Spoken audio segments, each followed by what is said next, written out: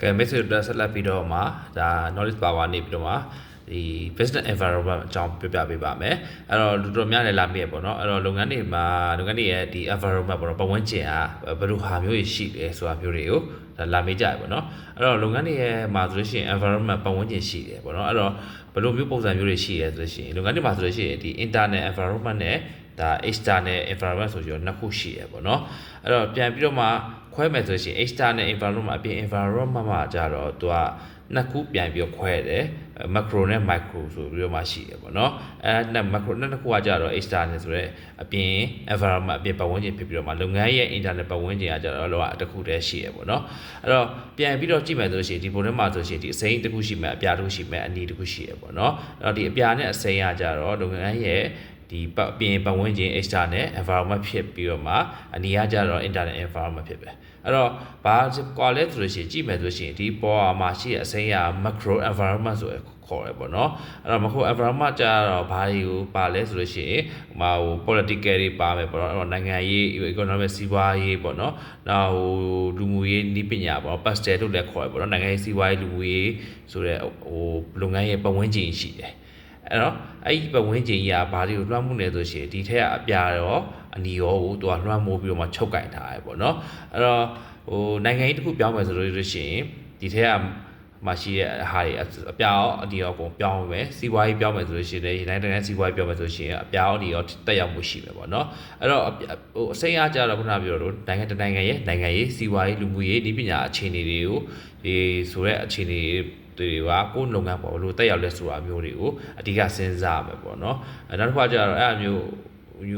ခေါ်တာကျတော့ macro ဆိုခေါ်တယ်နောက်တစ်ခါကျတော့ micro environment micro ကကျတော့သူက industrial level လို့လည်းပြောလို့ရပါဘောเนาะဥပမာခီးသွားလာရေးtravel and tour လုပ်ငန်းတစ်ခုရဲ့ micro environment နဲ့စားသောက်ကုန်လုပ်ငန်းရဲ့ micro environment ပုံစံမတူဘူးပေါ့เนาะအဲ့တော့ဘာကိုလဲဆို micro environment ကိုယ့်ရဲ့ဒီ supplier တွေပါမယ်နောက် customer တွေပါမယ်ပေါ့เนาะကိုယ့်ရဲ့ stakeholder တွေနောက်ကိုယ့်ရဲ့ competitor တွေပါပဲပေါ့เนาะအဲ့တော့သက်ဆိုင်ရာလုပ်ငန်းစုအလိုက်ကိုရှိရဲ့ level လောက်ကိုခေါ်တာ micro level ဆိုပြီးတော့မှခေါ်မှာဖြစ်ပါတယ်ပေါ့เนาะဥပမာဆိုလို့ရှိရင်ခုနခီးသွားလုပ်ငန်းရဲ့ပိုင်ဆိုင်တဲ့ competitor နဲ့စားသောက်ကုန်လုပ်ငန်းရဲ့ပိုင်ဆိုင်တဲ့ competitor တူမှာမဟုတ်ဘူးပေါ့เนาะအဲ့ဒါမျိုးခေါ်တာကြတော့လုပ်ငန်းရဲ့ဒီ micro environment ခေါ်တာခုန supplier တွေက competitor ဆိုပဲပြိုင်ဘက်တွေပါမယ်ကိုယ့်ရဲ့ customer တွေပါမယ်ပေါ့နော်။ကြာကိုလုပ်ငန်းပေါ်တက်ရောက်တဲ့ဒီ stakeholder တွေပါမှာပေါ့နော်။အဲ့မျိုးခေါ်တာဆိုရှင် micro environment ဆိုပြီးတော့မှခေါ်မှာဖြစ်ပါတယ်ပေါ့နော်။အဲ့တော့ဒီစိမ်း macro နဲ့ micro နဲ့ဘာကွာလဲပေါ့နော်။အဲ့တော့ macro စိမ်းကကြတော့ဒီနိုင်ငံရေးစီးပွားရေးလူမှုရေးပြောင်းလဲလို့ရှိရင်တော်တော်များများလုပ်ငန်းစုအကုန်လုံးတက်ရောက်မှုရှိတယ်။ဒါပေမဲ့ဒီအပြာရောင်ဆိုရဲဒီကိုယ့်ရဲ့ customer တွေကိုယ့်ရဲ့ computer တွေကိုယ့်သက်ဆိုင်ရာလုပ်ငန်းစုအလိုက်ကိုပဲပို့ပြီးတော့မှတက်ရောက်မှုတွေပို့ပြီးရှိမှာဖြစ်ပါတယ်ပေါ့နော်အဲ့တော့လုပ်ငန်းမှာကြည့်မယ်ဆိုလို့ရှိရင်အပြင်ပတ်ဝန်းကျင်ဆိုလို့ရှိရင် macro နဲ့ micro ဆိုပြီးတော့နှစ်ခုရှိတယ် macro ကကြတော့နိုင်ငံရေးစီးပွားရေးလူမှုရေးဖြစ်ပြီးတော့မှ micro ကကြတော့ကိုယ်လုပ်ငန်းနဲ့သက်ဆိုင်တဲ့ကိုယ့်ရဲ့ပြိုင်ဘက်တွေ supplier တွေ customer တွေနဲ့တခြားဒီတက်ရောက်မှုရှိတဲ့ stakeholder တွေဖြစ်မှာပေါ့နော်အဲ့တော့နောက်တစ်ခုကကြတော့ကိုယ့်ရဲ့ internet environment ဆိုတာဘာလဲဆိုတော့ကိုယ့်လုပ်ငန်းကုမ္ပဏီမှာရှိရဲ့ကိုယ့်လုပ်ငန်းရဲ့ဝန်ထမ်းတွေကိုယ့်ရဲ့ဘဏ္ဍာရေးဆိုရင်ငွေကြေးအခြေအနေတွေကိုယ့်လုပ်ငန်းရဲ့ process တွေကိုယ့်လုပ်ငန်းရဲ့ strategy တွေကိုယ့်လုပ်ငန်းကဘယ်လောက်ထိလုပ်နိုင်တယ်ဆိုတဲ့ဟာမျိုးတွေကပိုခေါ်တာကိုယ့်ရဲ့လုပ်ငန်းရဲ့ internet environment ဆိုပြီးတော့မှခေါ်မှာဖြစ်ပါတယ်ဗောနော်အဲ့တော့